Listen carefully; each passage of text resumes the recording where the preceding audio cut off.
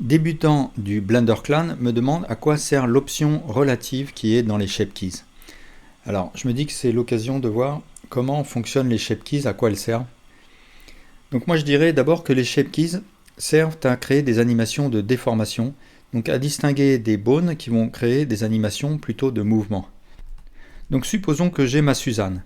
Je vais aller dans Object Data et là sous Shape Keys, je vais créer une première Shape Key Basis que je ne vais pas toucher et je vais en créer deux autres que je vais appeler 2 et 3. Je vais sélectionner la Shape Key numéro 2, je vais rentrer en mode Edit et là je vais sélectionner une face et faire une déformation, par exemple lever la face sur l'axe Z. Ensuite je repasse en mode Object et ce que je vois c'est que ma Suzanne a repris son apparence normale, c'est-à-dire celle qui est déterminée par la Shape Key de base. Par contre, si je garde sélectionné ma Shape Key numéro 2 et que je joue sur la valeur, eh bien je vois apparaître la déformation.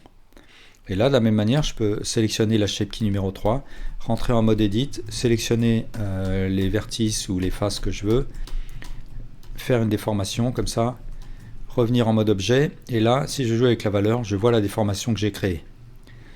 Alors, les Shape Keys sont cumulables, c'est-à-dire que si je donne une valeur de 1 à ma deuxième Shape Key, ensuite je sélectionne la troisième Shape Key, et puis là aussi je joue sur la valeur, là je vois que ma face, elle va s'élever à la fois du fait de la Shape Key numéro 2 et du fait de la Shape Key numéro 3. Donc pour cette face, j'ai eu un cumul des effets des deux Shape Keys. Alors maintenant, à quoi sert cette option relative? Si je décoche cette option, mes Shape Keys vont fonctionner différemment. En fait, je vais utiliser la fonction la valeur Evaluation Time ici, et en passant de 10 en 10, je vais passer progressivement de la Shape Key Basis à la Shape Key 2, et ensuite en atteignant 20, je serai à la Shape Key 3, et ensuite il ne se passe plus rien puisque je n'ai plus de Shape Key. Donc en fait de 10 en 10, comme ça je vais passer d'une Shape Key à l'autre. Donc voilà, ce sont deux systèmes de fonctionnement complètement différents, et je pense que selon les besoins, l'un va être plus adapté que l'autre. Alors si on veut, on peut changer l'ordre des Shape Keys. Ici, avec le menu déroulant, j'ai Move to Top, Move to Bottom, et il y a aussi d'autres fonctions qu'on ne verra pas tout de suite ici. Alors quand utiliser ou quand ne pas utiliser les Shape Keys? Supposons que j'ai une feuille qui est à plat et je veux qu'elle se plie. Si j'utilise des bones, voilà ce que ça peut donner. J'ai le bone qui fait une rotation et du coup il entraîne la page et la page se plie. Si jamais je veux faire ça avec des Shape Keys, donc j'ai une première Shape Key de base et une deuxième qui va être la page pliée. Ce qui va se passer, là on va le voir si on est en vue de face, et je me mets en mode wireframe. Ce qui va se passer ici, c'est que les vertices vont aller d'un point A à un point B, mais mon interpolation va être complètement linéaire.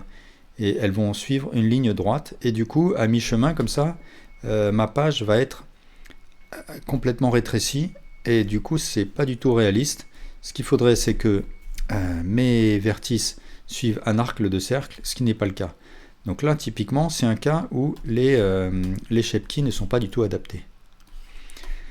Pour une animation compliquée, par exemple ce robot qui marche, là les Shape Keys sont encore moins adaptés. Par contre pour une animation de type morphing comme le personnage que j'avais fait, l'homme des sables, qui émerge comme ça, il y a une espèce de morphing, et dans ce cas-là, les Shape Keys sont vraiment adaptés, et d'ailleurs j'aurais eu beaucoup de mal à le faire avec des bones. Maintenant, il y a des cas où les bones ou les Shape Keys peuvent être envisagés l'un ou l'autre. Par exemple, j'ai un Pinocchio qui a le nez qui s'allonge, et bien je peux soit utiliser des bones, et ou bien je peux utiliser une Shape Key. Pour le cas d'expression de visage, si ça reste simple, il y a peu d'expression de visage, ma topologie est assez simple, je peux passer par des Shape Keys aussi. Sinon, il vaut mieux faire ça avec des bones. Et enfin, il peut être intéressant de cumuler les bones et les Shape Keys. Par exemple, supposons que j'ai ce bras et je veux que quand il fait une flexion, ça gonfle le biceps. Ben, ce que je peux faire, c'est créer une shape key avec le biceps gonflé, comme ça. Et en fait, ce qui va contrôler le déclenchement de ma shape key, ça va être la rotation de ce bone.